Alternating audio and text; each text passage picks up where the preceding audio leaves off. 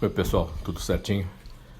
Vou fazer umas conversas aqui com a gente sobre sindicato, que eu acho que a gente precisa ter uma base para iniciar essa nossa nova situação de Nave Brasil empresa. Legal? Vamos dar uma volta então. Falou. Então, uma primeira coisa que todo mundo sabe é que em 30 de junho de 2021 houve a aprovação do protocolo e justificação da cisão parcial da Infraero e em votação numa assembleia, Conselho Administrativo da Infraero.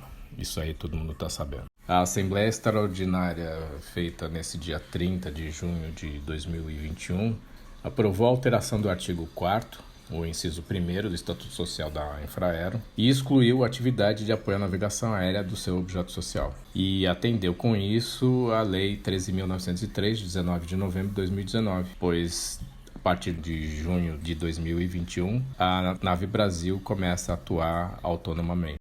No meu entender, automaticamente, com essa votação no Conselho Administrativo e a cisão, ainda que parcial da gente lá da Infraero, a gente deixou de ser enquadrado como empregado de empresa administradora de aeroporto. Agora a gente passa a ser trabalhador da prestação de serviço de navegação aérea. Isso é um ponto, para mim, crucial para tudo isso que vai ser falado daqui para frente. E que já vem sendo discutido há um bom tempo, inclusive com colegas nossos advogados altamente capacitados, e que vocês podem ver os vídeos que eles estão soltando por aí. Aí, independentemente de como você entenda o que é um sindicato, e há definições aí variando nesse sentido, o caput do artigo 511 da CLT fala que é lícita a associação para fins de estudo, defesa e coordenação de seus interesses econômicos ou profissionais de todos os que, como empregadores, empregados, agentes ou trabalhadores autônomos ou profissionais liberais, exerçam, respectivamente, a mesma atividade ou profissão ou atividades ou profissões similares ou conexas. Mas se fala que o ordenamento jurídico brasileiro concentra no sindicato a função de representação e negociação. E aí as demais entidades sindicais, tipo federação, confederação, elas podem exercer essas funções em caso de inércia ou inexistência do sindicato, conforme previsão. E isso está lá nos artigos 617, 611, parágrafo 2 da CLT. Interessante ver que a redação desse caput do artigo 511 da CLT fala sobre associação para fins de estudos também, né? Então, quer dizer, a gente pode ter um sindicato que tenha uma diretoria de altos estudos para entendimento da própria atividade laboral que é feita naquela categoria profissional específica. Então, vocês estão me acompanhando até agora, né?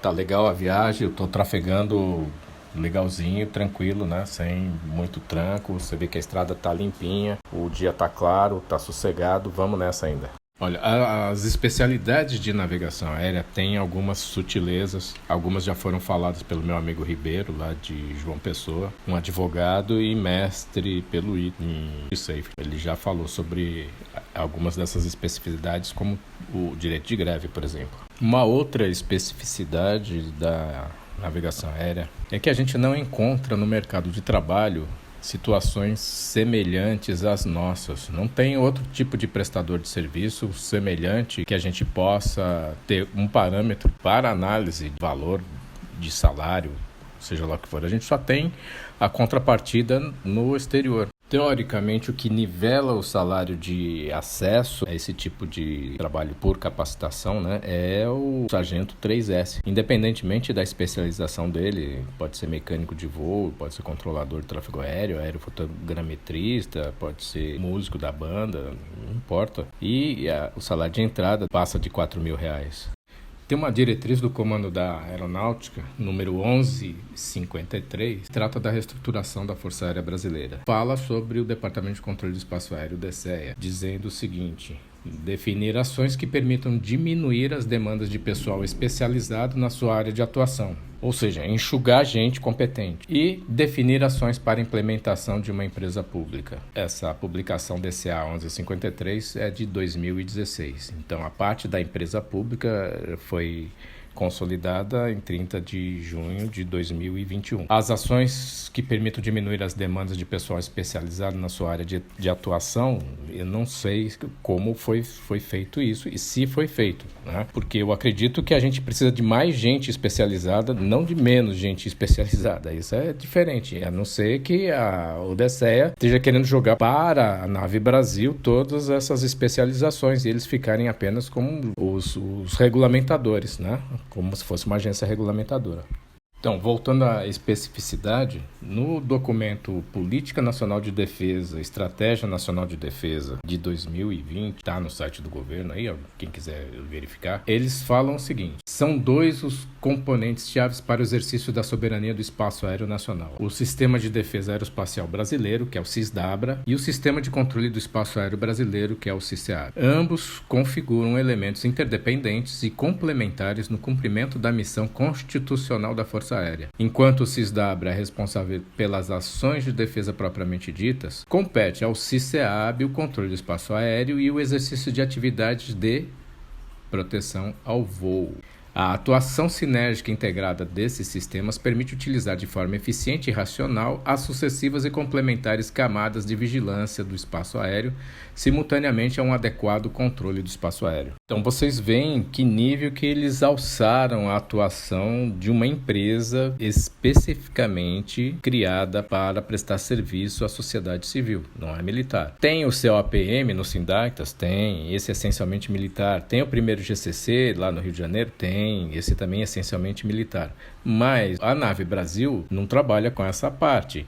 E mesmo o DSEA, ele trabalha essencialmente com a aviação civil, separação das aeronaves na aviação civil, gerenciamento do tráfego aéreo no espaço aéreo brasileiro, mas tem essa parte da defesa aérea, né, embutida no organograma do DSEA. Na hora em que você tiver um sindicato atuante, formado, você tem que levar isso em consideração. Por isso que a gente está trocando essa conversa agora. Num outro ponto, agora 2019, quando foi criada a Lei 13.903, né, em 19 de novembro, tem lá no artigo 8º, no parágrafo 2º, especificando o interesse estratégico para a segurança nacional da Nave Brasil, o caráter estratégico dela. Fala assim, parágrafo 2º. A Nave Brasil, no desempenho de suas atribuições previstas no caput desse artigo 8º, tendo em vista a estrutura integrada do Sistema de Controle do Espaço Aéreo Brasileiro, atuará de forma complementar à manutenção da soberania sobre o espaço aéreo brasileiro, de responsabilidade do Comando da Aeronáutica do Ministério da Defesa e, por conseguinte,